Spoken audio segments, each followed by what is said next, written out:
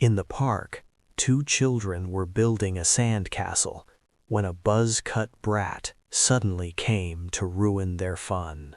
With the instincts of a predator, Cang didn't waste words, launching himself into a devastating flying kick right to the punk's face. He sent the kid sprawling to the ground, crying and throwing a fit. A moment later, the buzz-cut brat called his older brother to get revenge. But the result was the same. Cang delivered a swift kick that ended the family bloodline, ensuring the songbird would sing no more. They had no idea he was the king of the kindergarten, and by the 5th grade, Cang had become the top dog of his elementary school. One day, on his way to school, a few high school delinquents tried to shake him down.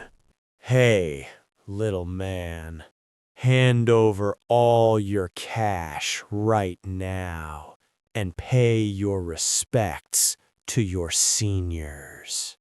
Whether it's a little or a lot, just give it up.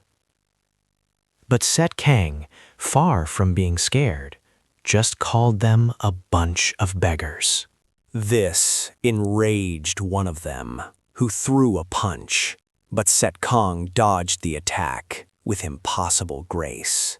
He followed up with a knee to the jaw, completely shattering the guy's profile picture. His red-headed friend, blinded by rage, charged recklessly toward Cang.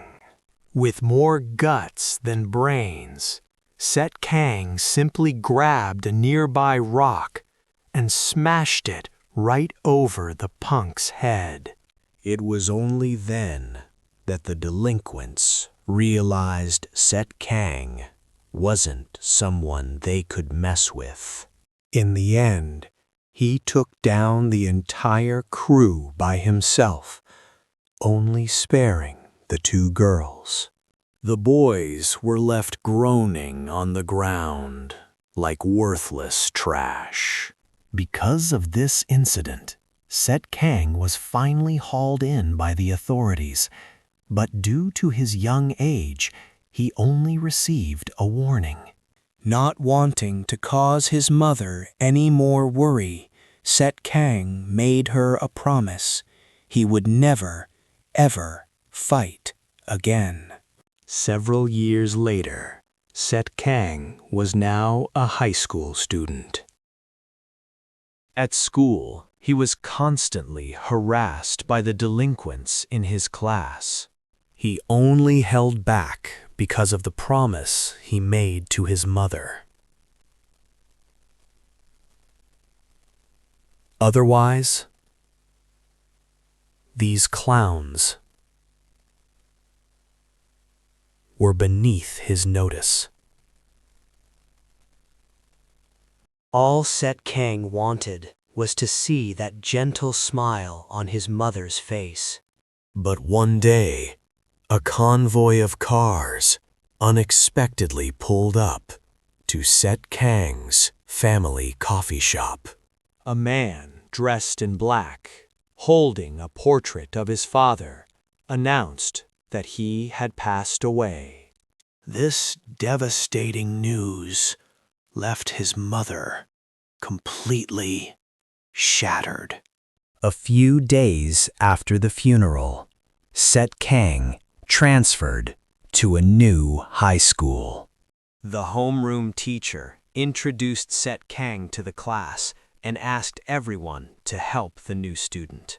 While the girls were gossiping about how handsome Cang was, one of them realized she recognized him.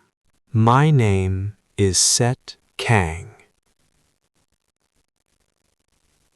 I hope we can all get along." The teacher then assigned him a seat next to a blonde-haired young man who was sound asleep. He couldn't believe it. Even after changing schools, he still ran into the same punks who used to bully him at his old one. During the break, they wasted no time approaching his desk to stir up trouble. In response to this, however, Cang just smirked, which only infuriated them more. The whole gang was ready to jump, set Cang right there in the classroom. But they were clearly terrified of the blondie. So, in the end, they were forced to back off. But not before warning Cang that this wasn't over. The next class began, and an elderly teacher walked into the room. But no one had any idea what the lesson was supposed to be about, leaving the entire class utterly baffled. Throughout the class, the bully kept his eyes locked on Cang. He swore that he would make the new kid pay for daring to ignore him. But our main character couldn't have cared less, as he continued to gaze out the window at the scenery. The girl from before was looking at Cang, now absolutely certain that he was the friend she knew from her childhood. When Cang to turn her way, she flinched and quickly turned her head away. He was confused for a moment. Could it be that this girl knew him? But he quickly brushed the thought aside. Besides, the cool breeze from the open window was making him sleepy. During the next break, it seemed the blondie had finally gotten enough sleep. He got up and walked out of the classroom, and just like that, The class troublemakers exchange a look, ready to jump Ka. But a swift hand stops them dead in their tracks. The one to interfere was the very same girl who was always stealing glances at him. As class president, Sofi couldn't stand by and let them stir up trouble. But just then, K tells her to back off, claiming these thugs are his good friends. "You guys still remember me, don't you? 'Cause I haven't forgotten a thing about you." In the past, Ka would have just endured it, but his old man gave him new orders. Don't hold back for anyone. The gang starts to tremble, sensing this dangerous shift in his demeanor. A little while later, the blonde-haired punk returns to the classroom. He expected to find Ka beaten to a pulp, but instead, the guy is sleeping peacefully at his desk. It turns out, Ka had already given those three a thrashing. After getting their clocks cleaned, they ran straight to their boss to snitch. Moments later, their leader storms into the classroom, demanding to know who laid a hand on his boys. Terrified, the entire class points towards Ka's desk. The boss struts over to Ka's desk, telling him to look up, unless he's looking for a beating.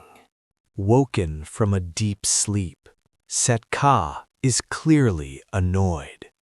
The boss introduces himself as the monster of Dongren High. But as he tries to intimidate Ka, He realizes the face looks eerily familiar. This so-called monster is the same buzz-cut punk who called his big brother for backup, only to get his family jewels scrambled by Set Ka. And in that moment, Set Ka recognizes him too. He casually asks how he and his brother are doing, which makes the gang leader break out in a cold sweat. In the end, he makes a hasty retreat,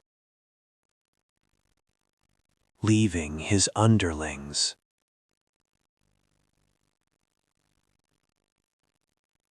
completely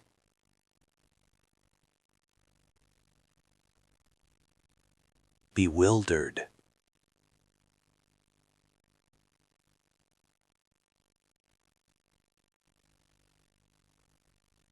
One of the lackeys tries to urge him on, but when the boss orders a retreat, he has no choice but to follow.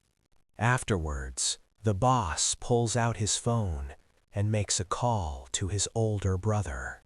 When school is over for the day, Set Ka heads back to the cafe to see his mom. She asks him how his first day at the new school went. Set Ka tells her that class was a lot of fun. He reassures her that he's keeping his promise. No fighting unless someone else starts it first. The moment Set Cass steps outside, a chauffeur is already waiting for him. Welcome back, boss. I told you, don't do that in front of the neighbors. The scar-faced man in the black suit immediately apologizes profusely. All right, let's go. Yes, boss. As the car slowly pulls away, Set Ka's mother watches from behind, her eyes filled with a storm of unspoken worries. A new day dawns at Donggrin High School. And once again, Set K and the blonde kid are already sprawled out on their desks, sleeping soundly through the teacher's lecture. They slept through break and straight into class. Sofi just doesn't know what to do with these two anymore. Another period passes in the blink of an eye. This time, the class is taught by a tall, muscular teacher. It doesn't take long for him to notice the two sleeping students in the back. He slowly makes his way down the aisle, and a wave of tension washes over the room. The rest of the class offers a silent prayer for the two unlucky souls. Only true daredevils would sleep during this teacher's period. The teacher immediately grabs both of them by the ear, yanking them back to consciousness with a pained yelp. Victor, I let you slide last time because of your upcoming tournament, but I've never seen this punk before. Who the hell are you? Class President Sofi quickly explains that Set Ka is the new transfer student.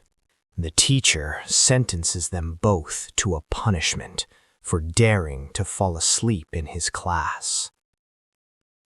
Forced to change into their gym uniforms, they're dragged out to the field to face their sentence.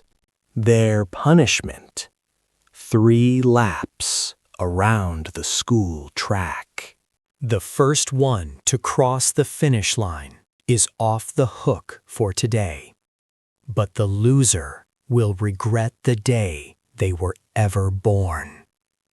Do you understand me. Answer. Yeah, we get it, sir. No need to be so intense. But before Set Cat could even get ready, The blonde kid, Victor, shot off first. Si-chung immediately gave chase. Losing now would be a total disgrace. After a moment, Victor suddenly kicked into high gear, which completely infuriated Se-chung. You little punk. Are you trying to provoke me? And just like that, before the teacher's astonished eyes, their punishment transformed into a full-blown race. A showdown between the two fiercest beasts in the class. Whether on sharp turns or around the track, they were relentlessly on each other's heels. Even while sprinting, these two rivals didn't forget to trade growls and taunts. When the race finally ended, Victor was completely stunned by Se-chang's abilities. This guy's speed is on another level, and his performance had definitely caught the teacher's eye. It was the first time he'd ever seen a student who could actually keep pace with Victor. The scene shifts to the National Stadium. This is the arena where legendary athletic battles unfold. Athletes clash for supremacy, and right now, the final wrestling match is underway. the blonde wrestler was talking a big game, but his luck had just run out. His opponent was a beast who practically lived in the gym. One look was enough to know he was dangerous. The result was no surprise. The match ended with the beast's overwhelming victory. The dark-haired athlete's real name is Brook Trang. After the match concluded, he headed to the sauna to savor his triumph. As he was relaxing, the door was suddenly thrown open by Brook's younger brother. His brother was there to announce that Si-Chang had returned. It turns out, Brook was the same chubby kid whose family jewels Se-Chang had kicked years ago. Even now, the memory makes his blood boil. Back at Dongjin High School. The teacher was warning Se-Chang and Victor to never doze off in his class again. He then turned to Se-Chang, asking if he was on some sports team to be that fast. But he simply said no. After getting no real answers, the teacher sent them both back to class. Their next class was with an elderly teacher, whose lecture pace was incredibly slow. This made Victor and Se-Chang's eyelids incredibly heavy. And so, the two legends immediately face-planted on their desks and fell asleep, truly defiant. Time flew by, and soon it was afternoon. At that moment, Brook was standing before the gates of Dongjin High School. So, that little pest is here, huh? Damn it. Brook's unannounced arrival immediately drew the attention of several students. News of his presence quickly reached the ears of the student council. Down on the school grounds, Victor was out for a training run. Brook spotted him and demanded to know where Si-Chang's class was, But due to his disrespectful tone, Victor paid him no mind. He just kept running, enraging Brook, who grabbed him to a halt. Are you deaf, you pig? Unexpectedly, Victor wasn't the least bit intimidated and fired back a warning. Get your filthy hands off me. Brook was taken aback that someone would dare challenge him. Do you really not know who I am? But his only answer was a fist from Victor. However, Brook was no pushover. Despite taking repeated blows, his hand still managed to grip Victor by the throat. You're not bad, but I'm Brook Chang, and that means you have to die. Just then, a teacher suddenly appeared, forcing them both to stop. Meanwhile, the cause of the entire conflict was still in the locker room. Fighting all day, this school is seriously twisted. Elsewhere, in the student council room, The young man with glasses is Jason, the student council president. I'm sure you all know why you've been summoned. Brook Chang has returned. no one knows why, but everything is about to get much more complicated. He is the root cause of all the trouble here. The national wrestling team's representative, Brook Chang. The national lightweight boxing champion, Victor. The PE teacher managed to break up the fight between them just in time. And now, the student council was fully aware of the situation. The school is run by some serious heavy hitters, like Ga Bu, the captain of the Taekwondo club. And then there's Sam Choi, the judo club's captain. They've discovered why Brook came to this school, to take down a new transfer student named Cang. The final bell rings, and students begin to pour out of the school. Stepping outside, Cang finds his driver, Bop, sleeping on the job, and promptly wakes him up. Boss, did you have a good day? My apologies. It's fine. Let's just go.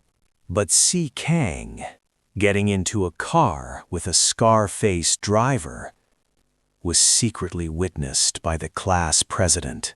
Once they were on the road, Cang gave a new command.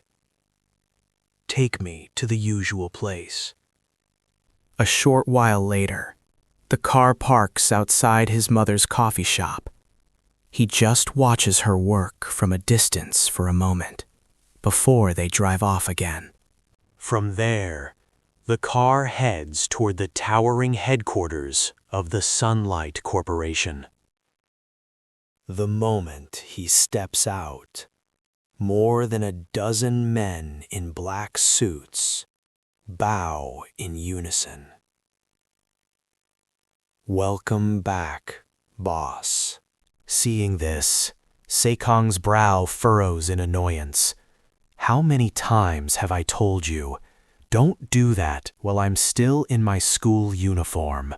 The scene flashes back to the past, where Cang visited his father's grave. The sky was dark, and a heavy rain fell, perfectly mirroring the storm inside his heart. A man in a black suit approached, holding an umbrella over Cang. Let's go home before it gets too cold. Cang asked him quietly, "What kind of person was my father?" The man revealed a shocking truth. Your father was the strongest man in South Korea. He was someone who won every single fight. The boss was always watching over you. Sometimes he would go out just to catch a glimpse of you. The last words he ever spoke were a command. Never allow yourself to be defeated. To lose is a disgrace. The next day, the student council decided to pay Cang's class a visit to see who this new kid was. The sudden appearance of the council president, Jia-sun, sent a wave of shock through the entire classroom. Jia-san knew the class president, so he approached her first. "Who is the new student?" she asked with concern. "Is something wrong?" But Jia-san simply replied, "I just have a few questions." At that very moment, Cang began to stir, waking up from a rather pleasant nap. Jia-san immediately knew it was him and issued a summons. "You must be the new kid. Come to the student council office." But Cang, having no clue who this was, just pointed at him and asked, "Who the heck is this guy?" His question made the class president break out in a cold sweat. She frantically explained that this was Jia-san, the student council president. But faced with the president's demand, Cang flatly refused. If you have something to say, just say it here. This blatant defiance made Jia-san's blood boil. In this entire school, no one had ever dared to talk back to him. Jia-san's voice dropped. "You will follow me and bring your blonde-haired friend with you." With that, he turned and left, leaving everyone else in stunned silence. The class president warned him, "Jia-san is a good person, but you should still be careful." Cang simply thanked her. He then turned to his friend and pinched him hard, making him yelp. "He wants you to come with me." What? Who said that? The student council president? Victor was furious that his nap had been disturbed. Grumbling, the two of them made their way down to the student council office. Before leaving, Cang gave the class president a reassuring look.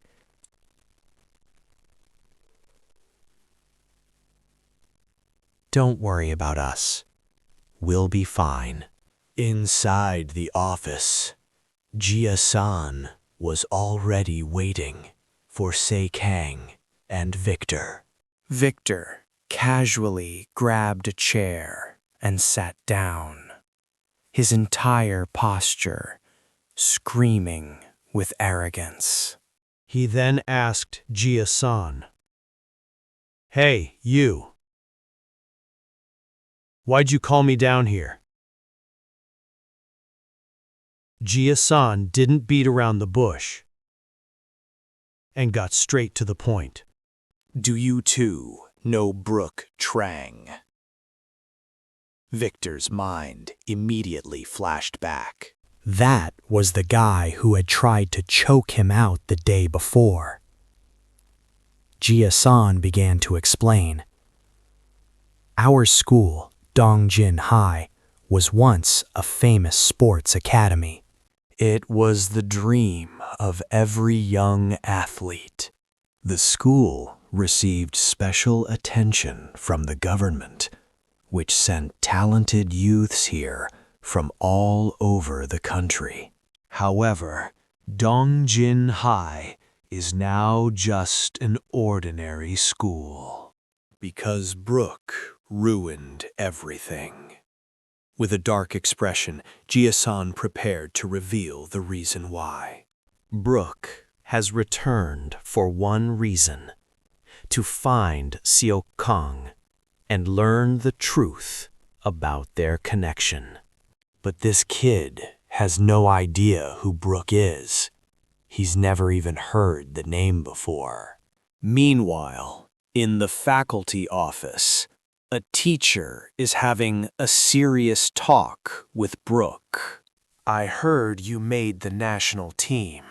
Is that right? Listen, Brook. I don't care what your reasons are, but don't you ever give up on sports. You hear me? Elsewhere, Jason is explaining everything to Victor. He tells Cang about the shocking incident that got several students suspended, including Brook. That massive brawl left many with career-ending injuries, shattering their dreams of becoming athletes. Brook was expelled and transferred to a juvenile correctional facility right after. That sudden catastrophe caused Dongjin High to lose all of its government funding. And just like that, it became an ordinary school. In that dark time, the only person who helped Brook was his gym teacher. In the end, he was the one who kept Brook out of the juvenile facility. He even recommended him for a spot on a new team. But when all is said and done, Cang still doesn't get why that guy is looking for him. As the school day ends, the two walk out the main gate, only to find the class president waiting for them. Seeing this, Victor quickly makes up an excuse, giving his friend a perfect chance to talk with Sofi alone. So Cang suddenly asks the class president, "Are you here waiting for me?" His question catches her completely off guard. Flustered, Sofi shyly asks if he remembers who she is. Cang replies with absolute confidence, "Of course I remember. You're the class president." That's not what I meant. I'm talking about when we were little. The truth is, Cang remembers Sofi perfectly from their time together in kindergarten. He recalls everything. Spring kindergarten, the Golden Deer class, how they always played together, building sandcastles. He even remembers the time Sofi stole a quick kiss from him. Cang tells her he won't mention the kiss to anyone, since they were just little kids back then. His words make her blush with embarrassment. Cang then asks her again, "So, were you waiting for me?" Just then, Sofi spots someone approaching, and her entire mood shifts, snapping at Cang. "Who said I was waiting for you, you idiot?" And with that, Sofi runs off. leaving him totally confused about what just happened. As night begins to fall, Peng finally heads home. He suddenly remembers Sofi's childhood wish that when the two of them grew up, they would do something amazing together. But as Cang approaches his car, he discovers His driver is fast asleep at the wheel. He wonders if this guy is being overworked, since he seems to be sleeping every time he sees him. The driver asks Cang if he wants to go to his mother's place like he usually does. But he says no, telling him to drive straight to the company. the Sunshine Group, the corporate empire that Kang's father left for him after he passed away. Now, Kang sits in the chairman's seat, burdened by endless worries and a mountain of work to deal with. It's enough to give him a massive headache. Being a chairman with this much money isn't as glamorous as it seems. His bodyguard advises Kang, "You must take this seriously. The Sunshine Group is your father's lifeblood." This is no ordinary company. Its origins lie in the criminal underworld, though it operates with the facade of a legitimate business. Its financial investments, its entertainment divisions, they all grew from the world of shadows. As the former chairman's only son, Kang was officially named the successor. However, Kang is only 17 years old, so he must train for 2 years before he can officially take command of the entire corporation. Just then, the private line in the chairman's office suddenly rings. The bodyguard answers and receives news that some people from Busan have arrived. Hearing this, the bodyguard's face darkens. A moment later, the office doors are thrown open by an uninvited guest. The stone doors groaned open, revealing the head of the Sun Corporation's Busan branch. His name was Derek. The bodyguard demanded, "Are you staging a coup?" It was clear Derek had never accepted Kang.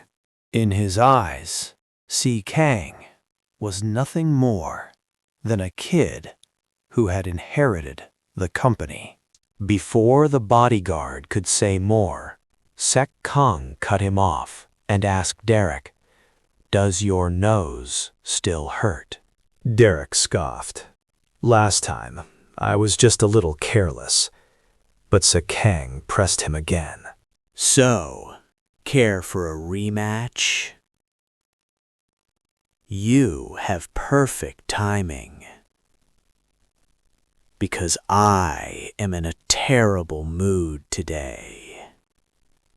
The words barely left his lips before Kang vaulted over his desk, hurtling straight for Derek. He moved like a blur, too fast to react, as he unleashed a powerful kick. But he realized he'd used too much force, thinking, "This is bad." The next day, Kang returned to school. His driver wished him a good day, but lurking in a blind spot, Brook and his underling were already waiting by the school gate. Seeing Kang enter the school, Brook ordered his lackey to bring the main character out. But their suspicious movements had already been spotted by the student council. The council president, Jia-san, warned everyone to be on their guard. One hot-headed member couldn't take it anymore and slammed his fist on the table in anger. Are we just going to let that bastard Brook come and go as he pleases? He's representing the national team right now. We can't afford a fight with him. Then why do you think our school ended up in this mess? It's all that monster's fault. Seeing them argue, President Jia-san ordered them to be silent. It's all in the past now. There's no point in bringing it up. But the other member refused to accept it, vowing to reclaim everything he had lost. Meanwhile, Brook's lackey entered Cang's classroom and found him sprawled out on his desk. He was sleeping soundly. The guy was clearly still intimidated, only daring to give him a gentle tap on the shoulder. He said he needed to talk. Still drowsy, Cang had no interest in listening. But the guy insisted the matter was urgent. Reluctantly, Cang abandoned his nap and followed him. At the next desk, Victor was now wide awake, his eyes tracking their every move. And Victor wasn't the only one. The class president also saw them leave together. Out in the school's backyard, Brook was sitting casually on the steps. On the ground before him lay several defeated students from Dongjin High. It seems the hothead from the student council had already made his move. Brook sneered at him. Is that all you've got? Enraged, the student lunged forward with a kick, but Brook caught it effortlessly with one hand. Brook's other hand seized his ankle, hoisting his entire body into the air. Then he brutally slammed him back down onto the pavement. Just as Brook moved to cripple his legs, President Jia-san arrived just in time to intervene. Brook, what are you doing here? Jia-san demanded. You're no longer a student at Dongjin High. Brook simply replied, I'm just here looking for the new student. As student council president, Jia-san made his stance clear. He would not allow him to cause trouble on school grounds. At that moment, two figures suddenly appeared from behind Jia-san. It was Cang, led there by Brook's lackey. Seeing his old enemy, Brook's eyes immediately blazed with bloodlust. He was filled with absolute rage. In contrast, Cang seemed almost happy to see a familiar face. Brook stormed toward Cang, ready to settle their old score.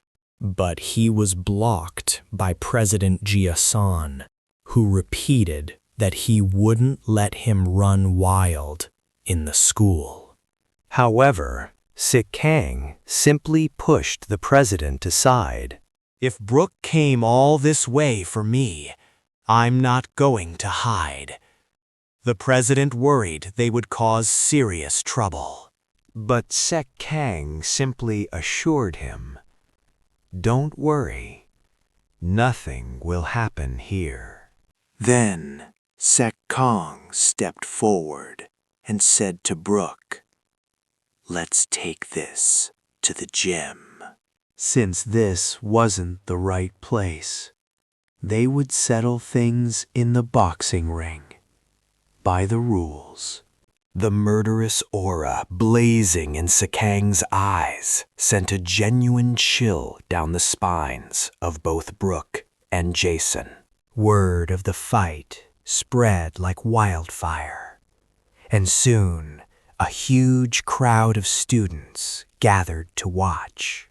The challenger was the new transfer student, Cang, and his opponent was the notorious, expelled student, Brook. While the student council president was stressing over this mess, his friend just had to ask, Did you actually organize this brawl? The question only made his headache worse. Just as the two were preparing to enter the ring, the gym teacher suddenly appeared. Seeing an opportunity, the friend immediately pointed the finger, telling the teacher it was all the president's idea.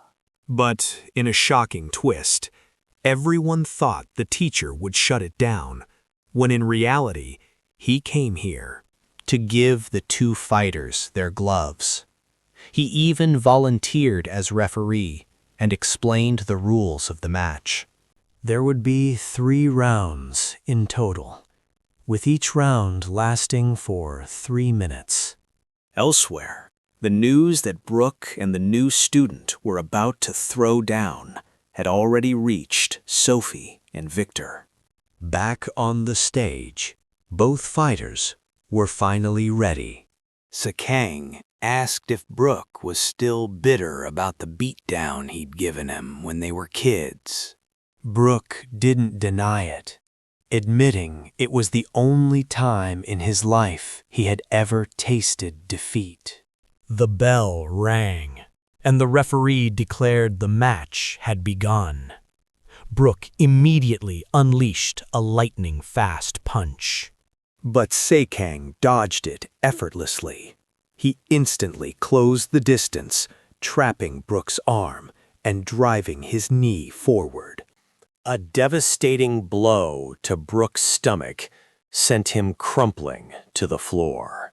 Before Brook had a chance to get up, Cang landed another brutal strike on his back, flooring him once more. The crowd stared in utter disbelief. This new kid was seriously hiding his skills. Second told the teacher to start the countdown, but incredibly, even after taking that entire combo, Brook still managed to get back on his feet. The guy's endurance was monstrous. Just then, the class president, Sofi, entered the gym, horrified to see Cang battling Brook in the ring. she was terrified because everyone at Dongjin High knew exactly how dangerous Brook was. Cang gave Brook a warning. If you admit defeat now, I'll let you go. But Brook refused to yield, and his relentless attacks were wearing Cang's patience thin. Finally, seizing an opening, Cang grabbed Brook's hair and viciously slammed his head into the mat. Then, as everyone watched in absolute horror, a barrage of powerful punches rained down on Brook's face. Even the teacher panicked, screaming for Cang to stop. Any more, and he might actually kill Brook. Moments later, Brook was rushed to Sunshine Hospital. He now lay in a hospital bed, his entire body covered in carefully wrapped bandages. When Brook finally awoke from his daze, the teacher was there to report the damage. His skull was fractured, and his nose and ribs had been broken. The teacher informed Brook's team that he had been injured during training. They agreed to pay his hospital fees, but another team member had already been chosen to replace him in the upcoming tournament. Brook said nothing, just sitting there in a stupor, making the teacher think he was devastated. About missing the tournament, that is. However, Brook didn't see it as a problem, because he had just found something far more interesting than fighting. Back in Cang's class, ever since he beat Brook half to death in the ring, everyone around him looked at him with an undeniable sense of fear. They were all terrified that they'd be the next ones to get beaten into the hospital, just like Brook. Even the usual bullies smoking in the bathroom saw Cang walk in to take a leak, and they immediately stubbed out their cigarettes and fled the scene. While Cang was at the water fountain, Victor walked up and asked if he had a moment. It turned out Victor was furious that Cang had stolen his opponent. He actually challenged Cang to a fight. The time was set for 8 p.m. at the boxing gym. Our main character truly has no fear. who barges in on someone in the bathroom just to pick a fight? Seriously, he couldn't have picked a better time? At precisely 7 p.m., Victor was already at the gym, even bringing a pair of boxing gloves. They were blue. Victor recalled his battle with Brook. That guy was a monster, yet Cang beat him senseless. It proved Cang's power was on a completely different level than Brook's. The thought made Victor a little nervous, but he'd already made the challenge. There was no backing down now. But Victor waited for over an hour. The clock ticked past 8:13, and still there was no sign of Cang. He was furious, thinking Cang had stood him up. Meanwhile, over at the Sun Group headquarters, it wasn't that Cang didn't want to go, it was that he couldn't. His bodyguard had slammed him with a mountain of paperwork that needed the chairman's personal approval. Despite Cang protesting that he had plans with a friend, his bodyguard made it clear, finish the work or you're not going anywhere. The next day, Victor was still fuming about our main character, taking out all his frustration on a punching bag at a boxing gym. Seeing him train so relentlessly, Victor's uncle advised him, Don't push yourself too hard. There aren't any tournaments right now, and not many people care about boxing anymore. Why don't you switch to a different sport? I'm not boxing for money. I have a promise to keep. A promise to become the world champion.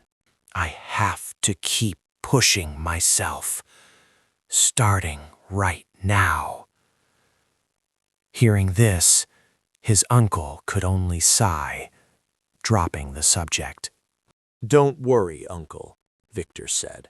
I've already got a match lined up. He then excused himself to head to school. Just as Victor left the gym, a sleek black car pulled up. A group of men in black suits stepped out, discussing how the boxing gym would fetch a very good price. Victor jogged all the way to school. The moment he entered the classroom, he saw Cang sleeping soundly at his desk. Rage flared up inside him.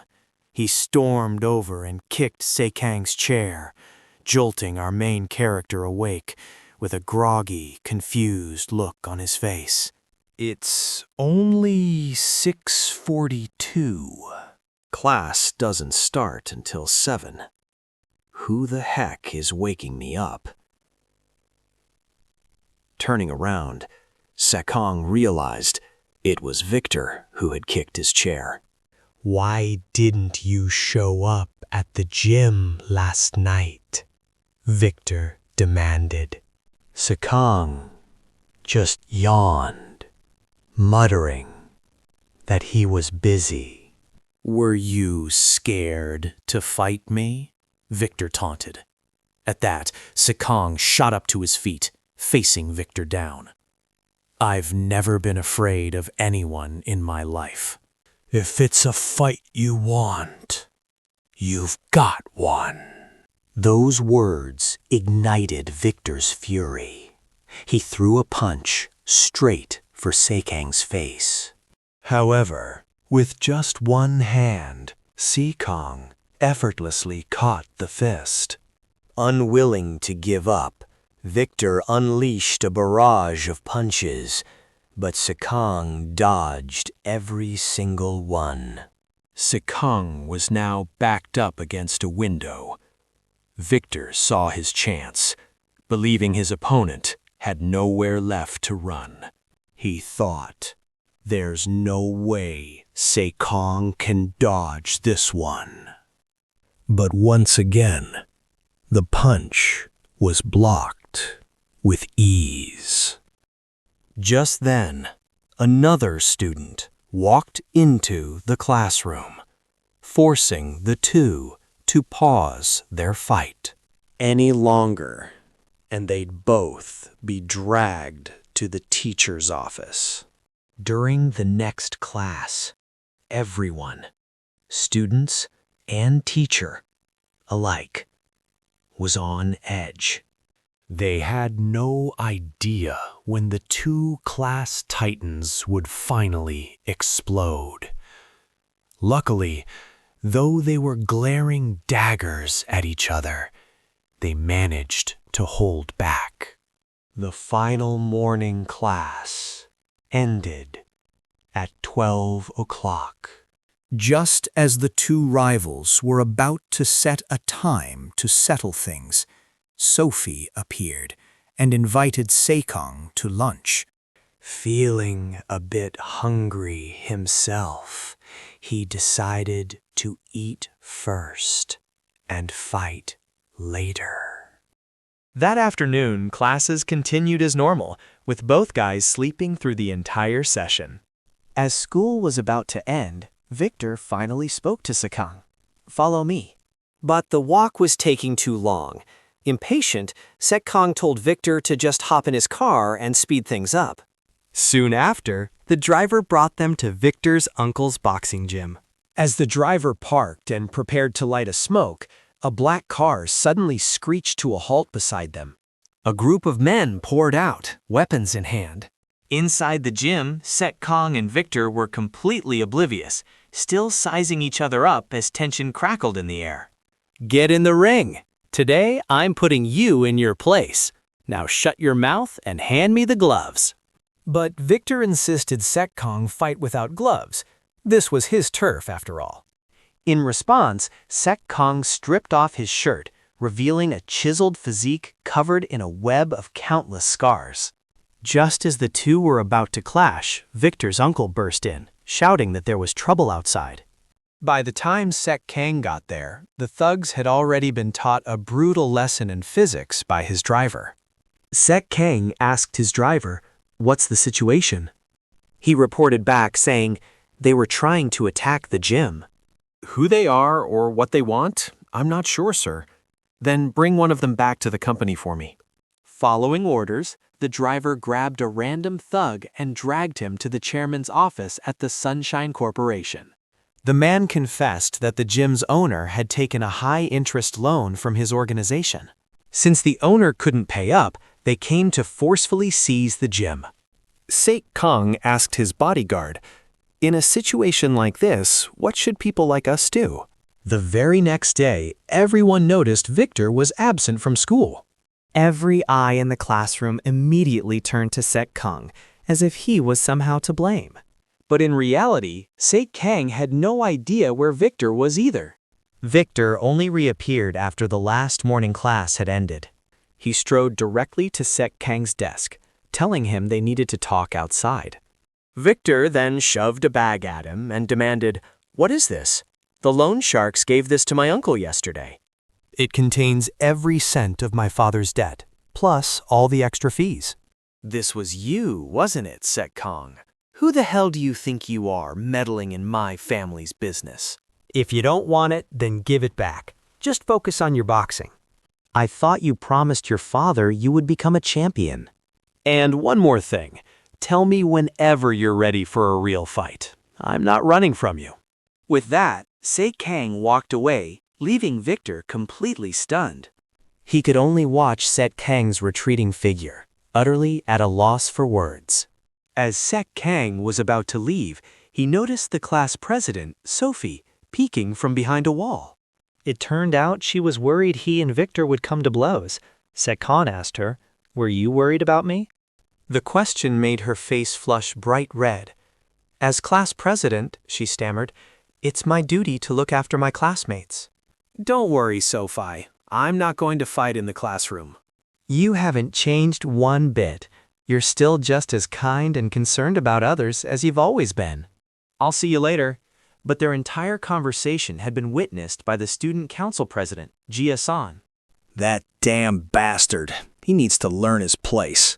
In another location, Derek, the Busan branch manager for the Sunshine Corporation, was kneeling before an old man. This was Mid-Kusin, the third-generation leader of a powerful dark syndicate. "You have severely disappointed me, Derek. I'm sorry, boss. Please, just grant me one more chance." The heir has yet to be confirmed. If you back me, boss, taking over the Sunshine Corporation is only a matter of time. I heard the kid is still very young, but to be chosen at his age, you would be wise to exercise caution. He's still just a boy, though. You just need to find his weakness. At those words, Derek's mind immediately flashed to an image of Cang's mother. The very next day, the captain of the Taekwondo club, Gabe, stormed into Cang's classroom looking for him. This was the same crew that Brock had utterly demolished before. Gabe shouted, "Which one of you is the new transfer student?" Cang raised his hand without a second thought. "So you're the one who took down Brock. Step outside with me, now." But Cang flatly refused. He wasn't about to follow orders from just anyone. Just then, a big, imposing guy entered the classroom and told Gabe, "Don't you dare touch the new kid. He's joining our judo club." Our main character, meanwhile, was completely baffled, having no clue who either of these guys were. While the argument raged inside, two more groups appeared outside, glaring daggers at each other. One was led by the wrestling club captain, Damien Cha, the other by the kendo club captain, Scott Choi. Cang slicked back his hair and sighed. What now? This class is getting way too loud. Realizing his childhood friend was about to snap, the class president told them all, "Take your arguments outside." It turned out all these club captains were here to recruit Cang. After kicking them out, Sofi slammed the door shut, but to her dismay, the captains just came in through another door. They relentlessly pressured Cang, trying to get him to join their clubs, but he had zero interest. Finally, the gym teacher appeared, and the group reluctantly dispersed. The teacher then called Cang to the faculty office for a chat. You must know this school was originally built for athletes, he began. You should really try a sport. You know Brook Jang, right? The guy you beat the other day. Brock used to be just like you. Every club was fighting to get him, which led to a very unfortunate incident. The teacher didn't want history to repeat itself with Kang. I don't have time for sports. What could a high schooler like you possibly be busy with? The ones who need that speech are the guys downstairs, not me. Please, just tell them to stop bothering me. Because if they don't, I might not be so friendly anymore. The student council president, Jason, happened to be passing by and overheard their entire conversation. He immediately branded Kang as an arrogant punk, and so Jason found someone to teach him a lesson. Well, if it isn't our esteemed student council president. What brings you here? I need you to take care of someone. The next day, as Kang was heading to school like usual, he was suddenly struck from behind with a bat and knocked unconscious. When he came to, Kang found himself in an abandoned warehouse, surrounded by delinquents armed with clubs. One of them kicked him in the back and sneered, "Get up, you piece of trash." But instead of anger, a smirk spread across Kang's face. He actually seemed to be enjoying this. Seeing Kang's lack of fear, the gang's leader grew furious. The thug who kicked him swung his bat for a sneak attack, but Kang spun around and shattered his arm with a single punch. The goon screamed in agony, his fingers bent back at a horrifying angle. Kang followed up with a few more punches, dropping him to the floor for good. After the beatdown, Kang asked, "So, who are you guys?" But then he shrugged it off. He didn't care. He was just going to beat them all anyway. At that moment, the delinquents swarmed in, completely surrounding Kang. Their leader roared, "Get him!" and the entire mob charged, aiming to devour our main character. Even in this situation, Kang remained perfectly calm, taking down his opponents one by one. Every direct hit was a knockout blow, instantly neutralizing them. A burly thug tried to restrain Kang with a chain, but was immediately sent flying with a powerful finger strike to his left side. With a swift move, he snatched the weapon right out of the thug's hands. He taunted them. "Anyone else want a piece of me? Bring it on. I'm waiting." The leader's face twisted in fury, screaming at his cronies to grab the weapons from a nearby crate, wooden bats, iron pipes, the works. Armed and ready, the entire mob charged straight for Kang. He remained impossibly calm, expertly dodging their attacks and felling them one by one, but their sheer numbers were overwhelming. Suddenly, an arm locked around him from behind as another thug saw his chance and swung a heavy pipe. But Kang was faster, planting a brutal kick in his attacker's face before slamming the guy holding him into the wall with a sickening crunch. He spun around and delivered a final decisive punch, sending the thug straight to dreamland. But in that split second, he let his guard down. A heavy blow struck him from behind, square on the head. They thought it was over. Little did they know, that blow only unleashed the beast within him. In the blink of an eye, the warehouse floor was littered with unconscious delinquents. Only their leader remained, trembling in sheer terror. Kang stalked towards him, grabbing the leader by his collar and demanding to know who sent them. Elsewhere, student council president Jason was awaiting a call from those same thugs when Kang suddenly materialized before him. The sight sent a chill down his spine. Breaking into a cold sweat, Jason stammered, "How are you here?" Kang offered no reply. He just grabbed a handful of Jason's hair and slammed his face down onto the desk. His voice was ice as he demanded to know why Jason had sent those thugs after him. But just then, Sofi appeared at the door. Seeing her, Kang decided to let Jason off the hook, for now. Consider this your lucky day. With those parting words, he turned and walked out. Blood still trickled from the gash on his head, but as he walked past Sofi, he offered not a single word of explanation. The next morning, Sofi sat in class, completely lost in thought. She couldn't stop replaying yesterday's events. Why would Cang attack the student council president? Meanwhile, outside the school gates, Cang was being dropped off by a man in dark sunglasses. And he hadn't come alone. An entire entourage of bodyguards was assembled for his protection. Cang felt it was overkill. "Isn't this a bit much?" he asked the man. After all, how could a high school student possibly show up to school with a team of bodyguards? The man assured him not to worry, as they wouldn't step foot on school grounds. He had already stationed them around the perimeter of the school, just in case of an emergency. He added that there had been recent trouble at their branches in Busan and Pohang. Cang needed to be on high alert. Reluctantly, our main character finally agreed to the security detail. With his guards posted outside, Cang headed to his classroom alone.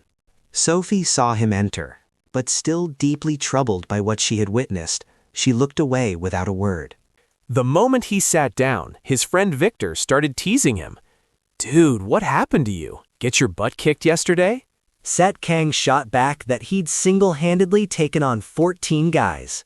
But Victor just laughed it off, calling him a liar, much to Cang's annoyance. In the middle of class, the school's PA system suddenly crackled to life. "Student Cang of Class 1-3, please report to the principal's office." Cang stood up and asked Victor where that was. Victor ignored the question and asked one of his own. "You didn't really mess with Jason, did you?" He then dropped a bombshell. Jason's uncle is the principal of Dongjin High. And his father owns the entire school. Victor warned Cang to be extremely careful. There was no telling what Jason's family might do, but Cang just shrugged it off. When Cang arrived at the office, 4 people were already waiting for him. The gym teacher, his homeroom teacher, Jason, and sitting behind the desk was Principal C. Vinen. Also known as Jason's uncle, he looked up and asked coolly, "So you're Cang? You've caused quite a stir since transferring here, haven't you? 3 separate incidents of school violence. And to top it all off, you openly assaulted our student council president." The principal's voice was heavy with accusation. And just like that, Cang was officially expelled. His homeroom teacher and the PE instructor could only watch on helpless. But this was the chairman's final word, and no one could defy it. A venomous smirk crept across Jia-san's face. His eyes screamed a clear message. This is the price for crossing me. But his victory was short-lived.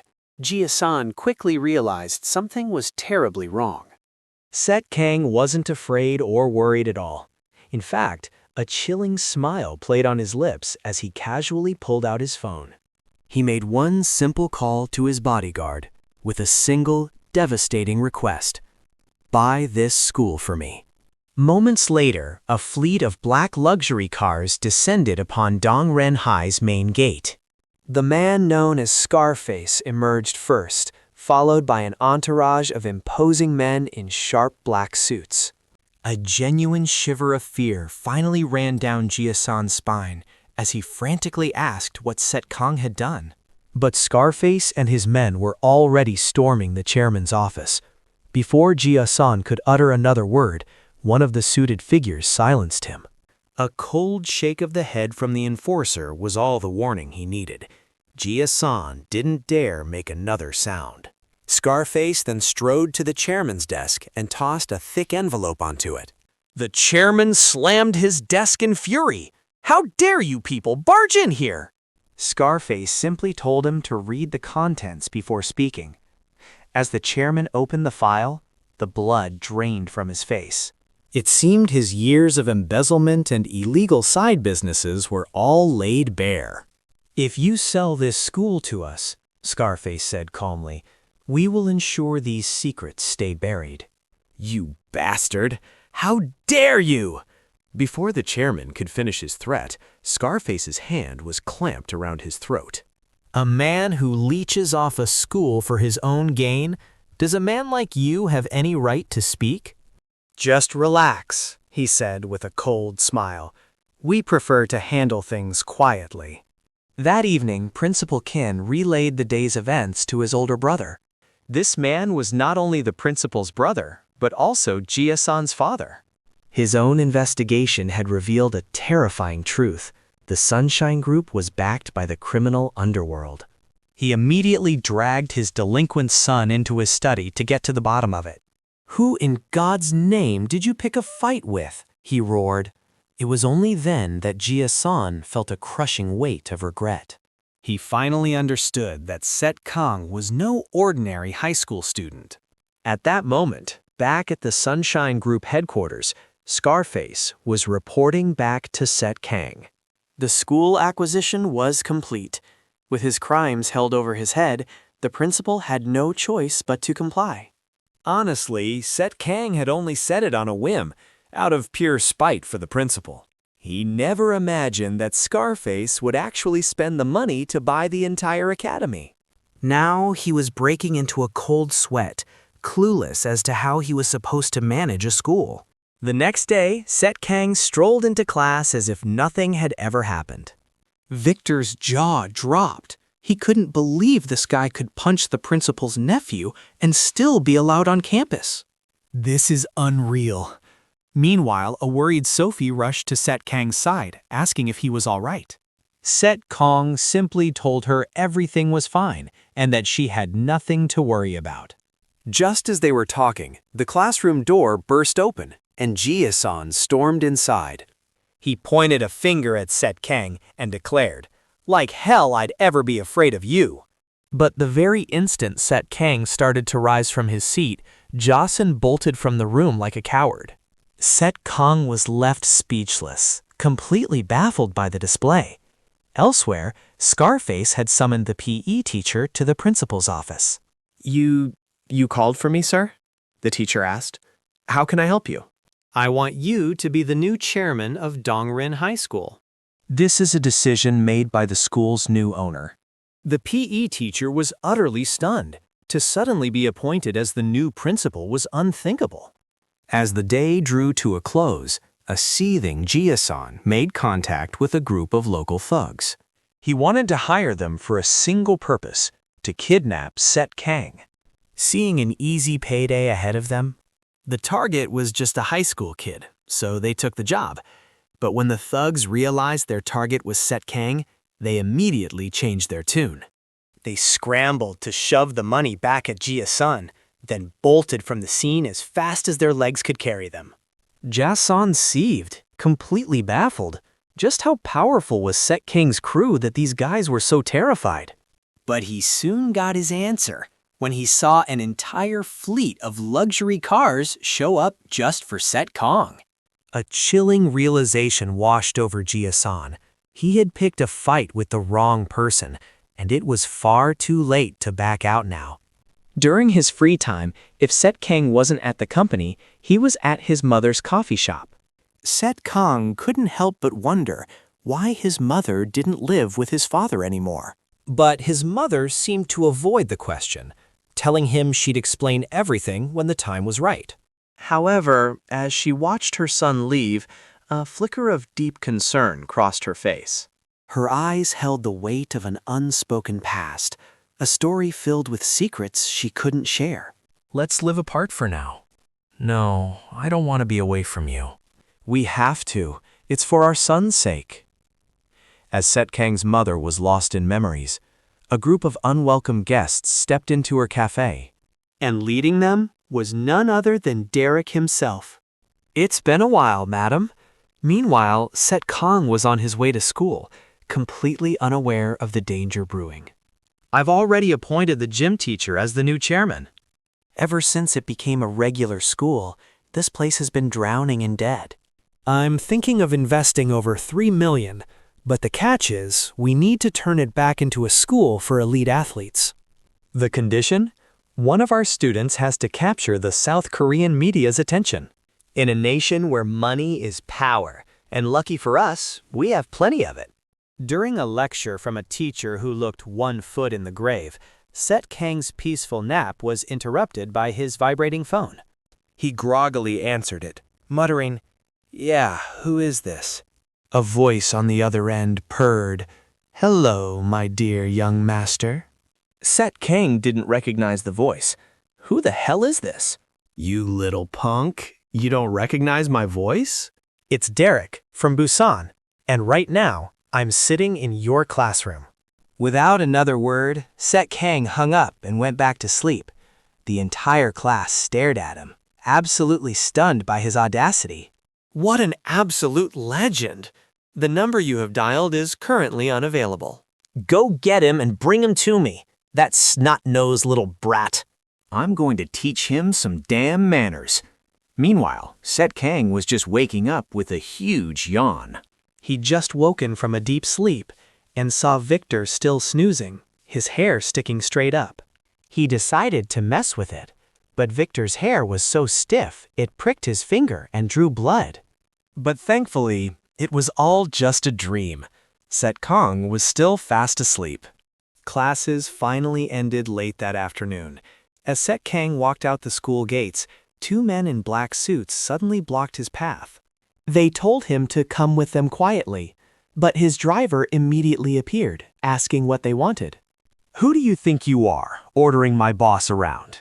State your business. Just watch this. It's a message from branch manager Derek. As Set Cang looked at the phone, pure rage consumed him. The person in the video was his mother. These bastards had kidnapped her, and his fury knew no bounds. Set Cang exploded into action, dropping the nearest man with a single devastating punch. Before the second guy could even react, a fist smashed into his jaw. Set Cang grabbed him, demanding to know where his mother was. But the guy couldn't speak, not after Set Cang had just sent his front teeth flying. Set Cang immediately jumped in the car and called his bodyguard for backup. He was frantic with worry for his mother's safety, but the voice on the other end urged him to stay calm. Don't let them get what they want. Nothing will happen to her, because the madam is no ordinary woman. At that very moment, Derek was inside At the construction site, waiting for his men. My apologies, ma'am. I had no choice but to take you hostage. But I simply cannot let a mere kid become the chairman of the Sunshine Group. Facing Derek, Set Cang's mother calmly replied, "My son will do a much better job than you." His words ignited his rage. With that, she suddenly rose from her chair, her gaze fixed on Derek with an icy stare. Her eyes seemed to be a void, devoid of any emotion. Just then, Set Cang arrived at the site. Overcome with worry for his mother, he bolted from the car, frantically searching for her everywhere. When Set Cang finally found his mother, he also saw the mountain of bodies she'd left in her wake. Derek, on the other hand, was paralyzed with fear as she held him by the collar. Seeing that her son had arrived, she finally released her grip on the man. But after witnessing what had just happened, Derek was left with a deep psychological scar, muttering, "Please, someone save me." Seeing his boss return, the bodyguard immediately bowed his head. "My lady, let's go, son. It's time to open the coffee shop." Back home, Set Cang couldn't hold back his questions. "Mom, what was all that about?" She simply said it was a secret. "I'll tell you some other time. You don't need to understand." "No matter what, I'm still your mother." Outside the coffee shop, the bodyguard's eyes remained on Set Cang and his mother. His mind suddenly drifted back to the past. On one occasion, when Set Cang was just a boy, he was watching his mother play Ghost Stop, while the chairman, his father, sat beside them. Suddenly, his wife flicked a game piece at Set Cang's forehead, making her husband break out in a cold sweat. The sting brought Set Cang to tears, and his mother had to console him until he finally stopped crying. The chairman could only sweat bullets at his wife's parenting style. Having been on the receiving end once before, in all the following games, Set Cang learned to dodge the pieces with artistic flair, while his father panicked every single time. This wife and son, being the chairman, was truly a headache. The bodyguard standing nearby was left speechless by this family. No wonder the chairman had been so insistent on living separately back then. Rodney. Yes, sir? The Japanese Mafia, They were the ones behind the recent uprising in Busan. From now on, pay closer attention to the young master, and remember to carry your weapon. Thank you, sir. One more thing. Who should we send to the school? No, we still need a bodyguard who can protect the young master at all times. Send 2 of our own guards into the school as students. Elsewhere, Sofi was eating with her father. Seeing his daughter staring blankly at her spoon, he asked, "Sophie, is something wrong?" "It's nothing, Dad."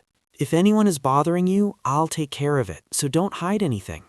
I'm a prosecutor, Dad. You can't just do things like that. It doesn't matter. My daughter is the most important thing to me. I know, but it's nothing serious, so don't worry. So something really did happen then? I told you, it's nothing. It's so frustrating. Dad, just eat your food. At his dojo, the guildmaster received news of Derek's failure. This is why I hate giving jobs to these damn Koreans. So what's your plan for the Sunshine Group, sir? You said their chairman is just some high school brat, right? Then send Akira.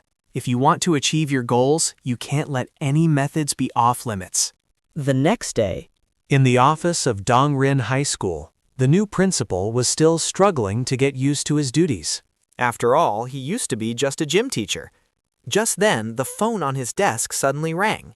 Hello, this is a representative from the Sunshine Group. We have a new transfer student starting today. Please arrange for the new student to be placed in Cang's class. The principal had just hung up when a knock came from the door. He never expected the visitor to be Brook. You again. I never figured you for the type to come back to school. I came to congratulate you, sir. On becoming the new principal, and to ask for a small favor. Please, let me return to school. I just want to graduate. Later in Cang's class, the teacher introduced 2 transfer students. The moment the class saw the face of one of the new students, they were gripped by fear. Because that person was Brook, the school's most infamous delinquent. The second student was a handsome guy who looked like a K-drama star named Jun Kim. His surname is Run and his name is Kim. Let's just say his good looks were enough to make anyone's heart race. As Brook walked down the aisle, his gaze locked onto Cang. Unfazed, Cang stared right back. You really think I'm afraid of you? Outside, a sleek car had just pulled up to the school gate. We've arrived, Miss Akira. So that kid Cang is a student at this school. I can't wait to finally meet him. So, is everyone signing up for the field trip? The 2 new students are coming along as well? All right then, I'll see you all tomorrow. Class, get to know your new friends. The moment the teacher left, Brook shot up from his seat, startling the 2 guys in front of him. He marched directly towards Cang and Victor. Victor figured Brook was looking for another fight with his friend, so he prepared to leave. But to his surprise, the one Brook wanted to talk to was him. What do you want? Looking for a fight? Just because Cang beat you, don't think I'm an easy target. Not here. I want to wear gloves and have a proper boxing match. Meanwhile, as Cang was about to head home, he ran into Sofi at the gate. It turned out she wanted to ask him to a movie, and since he was free, he agreed. Elsewhere, the new student, Jun Kim, was speaking with Cang's personal driver. It was revealed that he is the bodyguard assigned by the man in glasses to protect Cang in secret. That evening, Victor and Brook were in the middle of a heated sparring session. Victor unleashed a relentless barrage of attacks, but Brook only absorbed the blows, never fighting back. Brook taunted Victor, "Is that all you've got?" which only fueled his rage, making his attacks wilder. You can't even land a clean hit on me. You said you wanted to learn boxing, so why don't you throw a real punch? Unlike before, Brook was no longer on the offensive, calmly maintaining his defense. He even came close to landing a counter on Victor's face, and though Victor's punches connected, Brook's sheer toughness kept him on his feet. At the same time, Cang and Sofi were at the movies together. During a scary scene, Sofi grabbed his sleeve in fear. In response, he gently took her hand. Startled and blushing, she quickly pulled her hand away. The movie ended, and the audience buzzed about how amazing it was. Just as Sofi was about to leave, Cang asked her, "Aren't you going to eat?" Don't people usually grab a bite after a movie? That's what a date is, right? Cang suddenly took Sophie's hand and said, "Let's go. I know a place with amazing food." He then led her into a luxurious restaurant. This place must be incredibly expensive, right? Don't worry. Eat as much as you want. It's on the house. To be honest, this restaurant is part of my family's company, so I don't have to pay for anything here. It's complicated, but let's just say I'm much wealthier than you think. You think I'm lying? No, not at all. I'm just a little envious. So, when should we plan our next date? The next day, Cang was in his car, heading to school for the trip. I'm sending men to Jeju Island. It seems the Japanese Yakuza are making a move. But Uncle, this is just a school field trip. Nothing is going to happen. I'm leaving now, so please don't worry so much. Hey, Bob. Yes, sir? I need you to accompany the young master. But I thought job would be sufficient, sir. We must be cautious of the gangsters on Jeju. I'll rest easier knowing you're with him. And with that, the plane took off. The students arrived on Jeju Island for their school trip. Everyone was buzzing with excitement. One student's wild cheering was cut short by a swift smack from his teacher for being too loud. Are you all a bunch of children? Now get on the bus immediately. Before long, the bus brought the entire class to their hotel on Jeju. Everyone quickly filed out. Ma'am, our class is staying in the rooms starting from 8:02. The numbers are on the doors, so they should be easy to find. I'll give you all 1 hour to settle in, then we'll meet right back here. Afterwards, King Set found his room. To his surprise, he'd been assigned to room with Brook and Victor. As it turned out, Jun Kim was staying in the room right next to theirs. Inside, the room was fully equipped with everything they'd need, along with 3 beds. Cang Set immediately claimed the middle bed, while Brook went for the largest one. This instantly ticked Victor off. Hey, what gives you the right to the biggest bed, you punk? And with that, the two locked eyes in a tense standoff, with Cang Set caught right in the middle. Their chosen destination was the stunning Jusongjalili Cliffs. The class had a few hours of free time. They had to regroup at the bus by 3 p.m. to head back. Sofi asked Cang Set, "Do you want to go explore together?" We're on Jeju Island. Of course I do. Elsewhere, Victor was relaxing on a grassy field when his peace was shattered by a noisy disturbance. It turned out to be a group of Chinese students, all speaking obnoxiously loud. At that moment, Cang Set and Sofi were strolling across a bridge when they had the misfortune of running into that same group. The moment they saw Sofi, they started catcalling her. Well, now look at the cute Korean girl. Come hang out with your big brothers. Why are you with that scrawny weakling? You should be with a real man like me. What do you people want? You're guests in Korea, so don't give us a reason to have a bad impression of the Chinese. Oh, you speak our language. All the more reason to come have fun with us. Are these 2 twigs your boyfriends or something? Sofi had zero interest in arguing with them. She grabbed Cang Set to leave, but their mocking laughter followed close behind. They even flipped Cang Set the middle finger, but he merely shot them an ice-cold glare before walking away. Sofi, you can speak Mandarin? When I was little, I lived in China for a few years because of my dad's job. I still study it so I don't forget. What were those guys saying back there anyway? It was nothing. Don't worry about it. All right then, I need to use the restroom. I'll be right back. The moment she left, Cang Set turned and headed straight back toward those punks. He then flashed them an eerily friendly smile. A few moments later, Cang Set returned. I'm sorry, the restroom was a little far. It's okay. So where should we go now? The view over there is incredible. Want to take some pictures? Back on the bridge, the Chinese students had just been beaten to a pulp by Cang Set. Their leader demanded, "What the hell happened?" Some Korean kid attacked us. You couldn't even handle one guy? Have you no shame? All of you, find that bastard for me. I don't care what it takes. Drag him here. Because of this incident, the other students of Class 1-3 were about to get dragged into the mess. Was it you? Did you punks jump my guys? Probably not them. Let's go find someone else. The group of thugs then noticed Victor, who was napping peacefully on the grass. One of them strode over and kicked Victor's leg to wake him up. Being woken from a deep sleep, he was absolutely furious. Victor didn't waste time with words and immediately launched himself at them. Time to put these dogs down. You've all been barking way too much.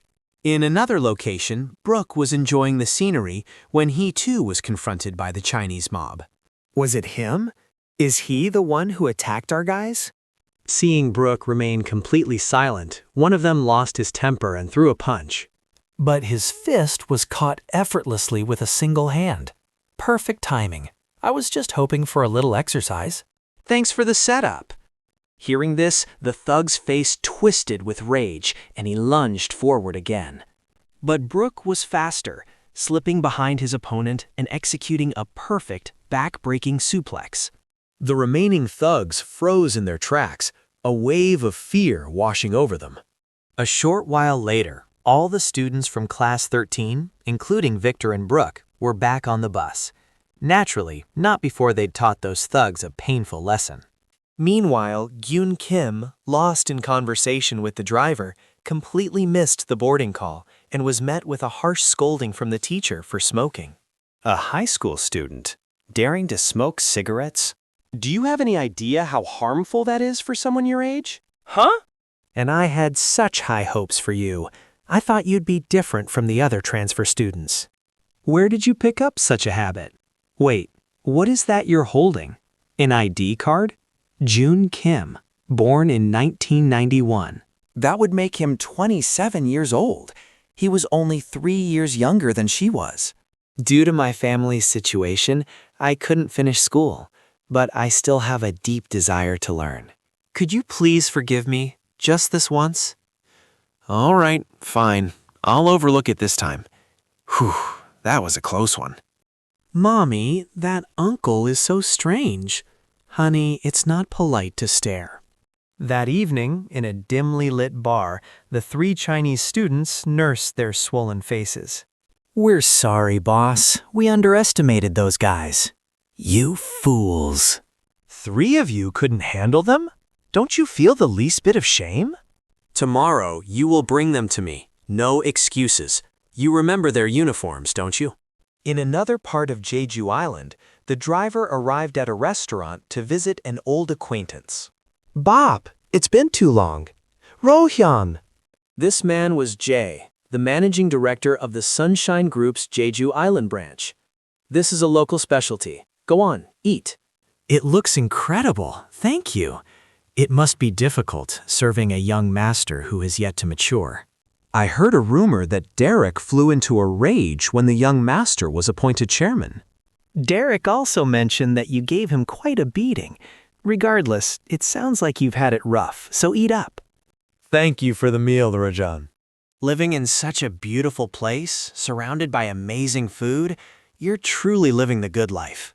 Jeju was once a beautiful place, it's true, but now it's been all but occupied by the Chinese.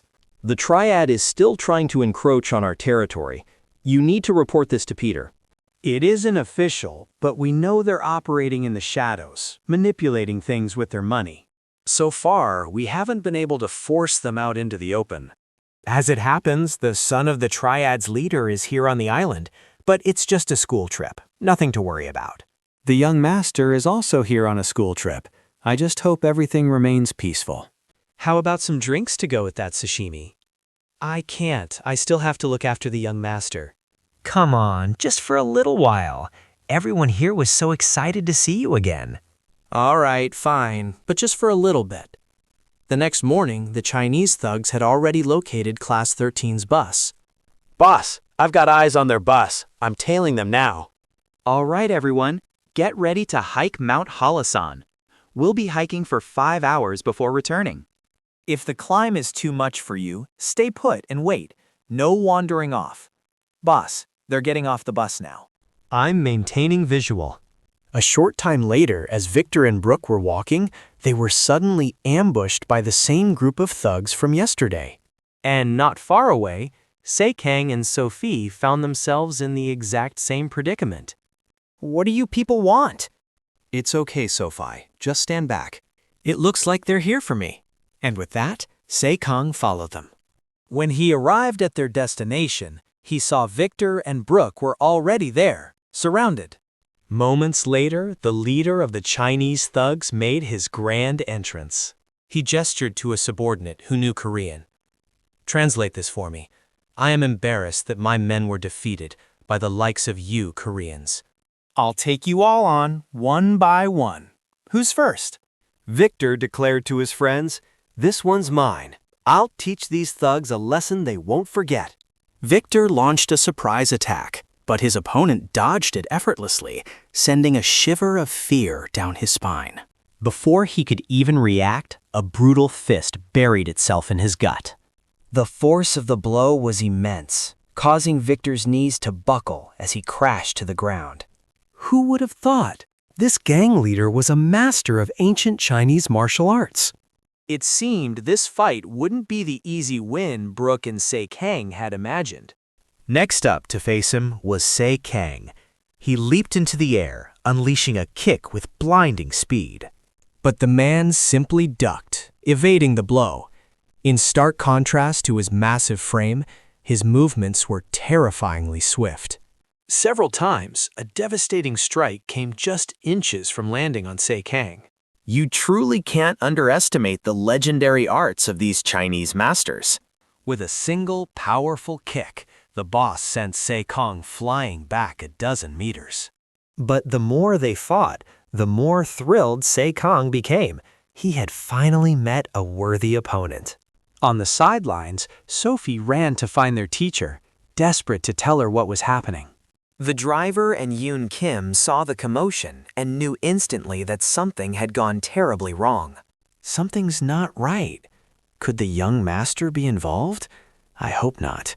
We have to hurry. At that moment, Cang and the Chinese boss were still exchanging blows, testing each other's limits. The boss's martial arts were formidable, but our main character was in a completely different league. Witnessing the two clash in a dead heat without a clear winner left everyone in the crowd breathless. The driver and Jun Kim arrived on the scene, equally stunned by the incredible display of combat skill. Is he really just a student? The young master once nearly defeated Peter, you know. Back in the fight, Cang landed a clean punch to the boss's stomach, making him stagger back in pain. Seizing the opportunity, Cang grabbed his opponent's collar and slammed a vicious headbutt into his forehead. But just as Cang moved in for the final blow, a man with a long braid and wearing traditional Chinese attire intervened. Out of nowhere, he stepped directly into the path of the fight, bringing it to a halt. "You have lost. Stand aside." "I haven't lost. Get out of my way." If the young master gets injured, it will be a major problem for me.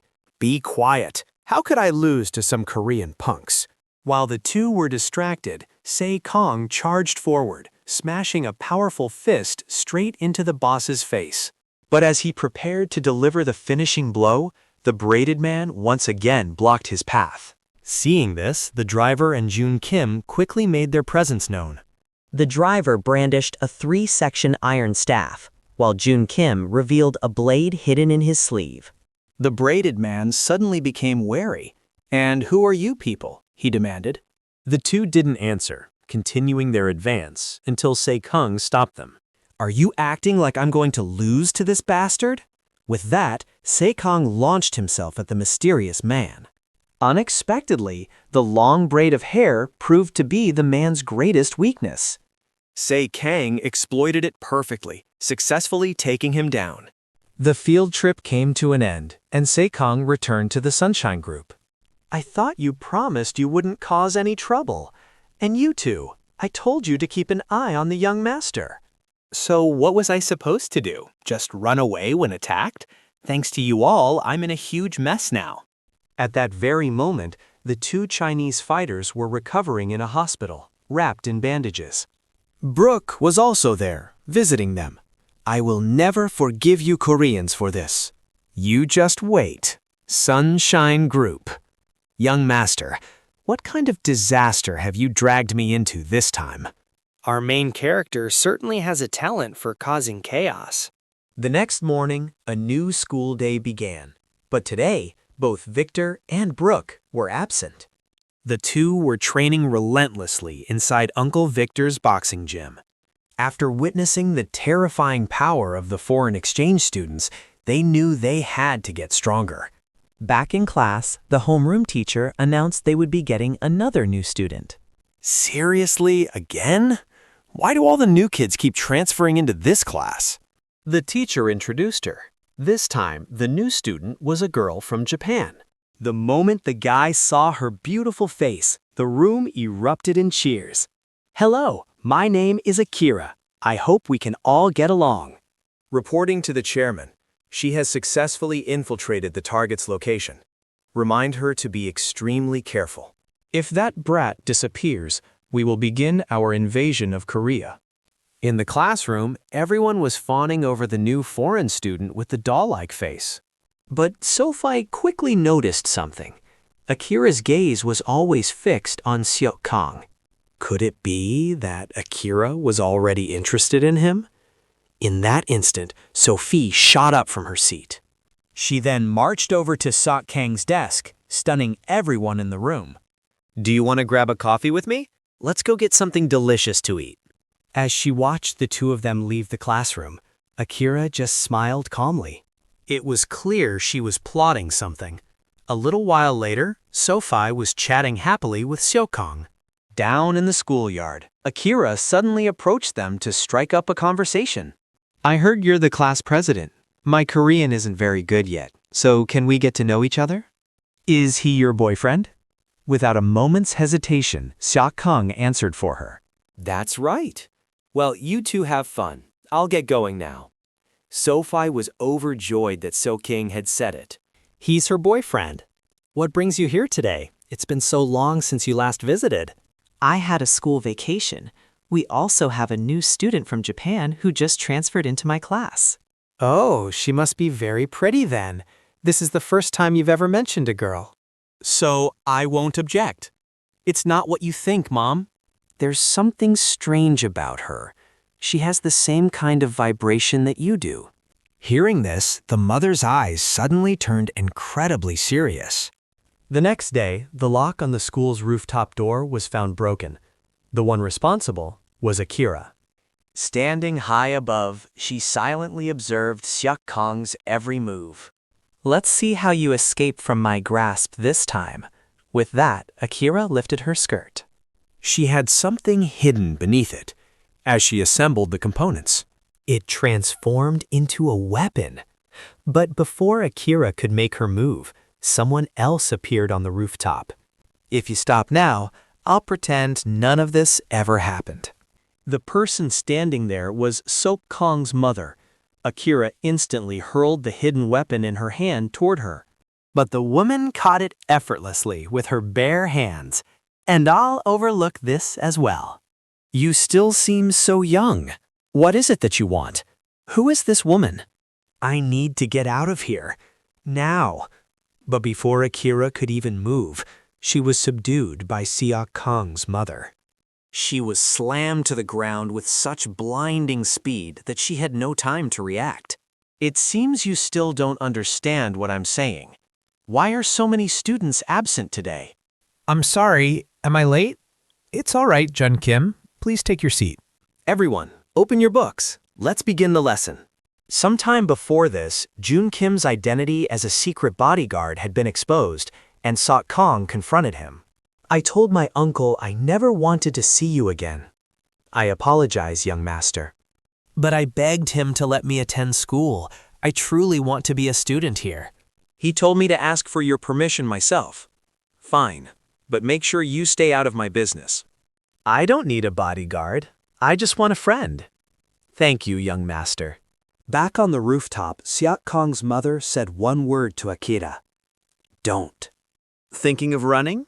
It's futile. Now take me to your boss. After school, Kang headed to his mom's cafe, only to find it was closed for personal reasons. He tried calling his mother's phone, but it was unreachable. Instantly, he felt a knot form in his stomach. Something was wrong. Meanwhile, Akira had escorted Sok Kang's mother to a traditional Japanese-style estate. Stay put. No wandering around. Yes, ma'am. This is a restricted area. I want to see your leader. Which family are you with? It seems talking nicely won't work with you people. As the words left her lips, she moved like a blur, taking down the 2 guards at the gate. The bald one scrambled to hit the alarm, alerting his comrades inside. Set Kang's mother continued deeper into the compound, where she met a tattooed man from Japan. He demanded to know who she was, but she remained silent. With a snap of his fingers, the surrounding paper doors slid open, revealing dozens of armed men, some even carrying firearms. What can a frail, helpless woman like you possibly do? Anyone who points a weapon at me had better be prepared to forfeit their life. You say you don't know me? Then take a good look. This is for my son. Back with Sok Kang, he had just arrived at Uncle Victor's boxing gym. He discovered the 2 students who skipped class were here, about to throw down. This looks fun, doesn't it? Let me get a piece of that action. Just you wait, I'll wipe the floor with you. Get your gloves on and get in here. You seem to think boxing is a cakewalk, but do you even know the rules? 4 rounds, 3 minutes each. I'm gonna make you beg for mercy. You're on. Give him a hand, will you, Uncle? Meanwhile, at the estate, Sok Kang's mother was single-handedly dismantling the entire Japanese mafia. With a mom that legendary, it's no surprise her son is the baddest dude in school. Like mother, like son. A goon tried to shoot her from behind, but she kicked a fallen knife into the air, sending it flying backward, right into his chest. The gun went off, but an unlucky ally caught the stray bullet and was sent to the afterlife. She then calmly picked up a katana from the ground, sending the gunman to meet his ancestors. From now on, anyone who blocks my path will be cut down. At the same time, the Japanese mafia's base was being thoroughly cleansed by Set Kang's mother. The clan's leader, hiding behind a secret wall, watched the brutal, bloody spectacle in absolute terror. But she already knew exactly where he was hiding. She leveled her blood-soaked blade at him, delivering a chilling warning. If you ever dare to touch my son again, make sure you have a coffin prepared for yourself. That's all for part 1. If you guys want to see part 2, smash that like button. See you all next time.